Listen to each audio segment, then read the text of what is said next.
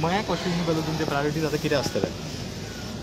मय हो एक जो मोठो गांव आसा, रुरल एरिया जास्त आसा, तशेंच मूलभूत गरजो थोड्या फार प्रमाणात आमकां बरें करपाक जायो, त्या पॉयंटाचेर आमी जास्त फोकस करतले. अन्य विशय खूब आसतले, जेणे करून मय मालमत्तेचो जो विशय आहा तो आमी प्रामुख्यान हँडल करतले.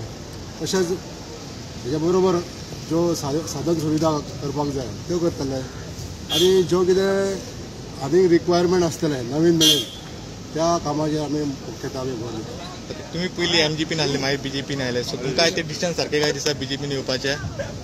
हय, ते जे डिसिजन आसले न्हू ते आमी सर्व संमतीन म्हणजे आमच्या कार्यकर्त्यांच्या सगळ्याच्या हिताचे अशें डिसिजन आमी जाल्ले. ओके, सो आयज मयान कॅन्डिडेट एक्चुअली BJP आयला, पण फक्त कॅन्डिडेट चेंज केला, नाल्यार BJP येतली असले अशें दिसता तुमकां? थंय सपोज कॅन्डिडेट चेंज करून नाशिल्ल्यार BJP आतां आशिल्ली तर BJP कदाचित येताली, सांगूंक शकना. सांगूंक शकना, नाल्यार तुमी MGP कॅन्डिडेट आसपाचे.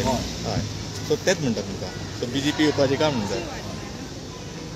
BJP कशें आसता, BJPचें कार्य, BJPची संघटना ह्या मतदारसंघात आमचे वडील बंधू स्वर्गीय अनंत शेठ तेंच्यांनी ह्या मतदारसंघात राखून दवरलेले.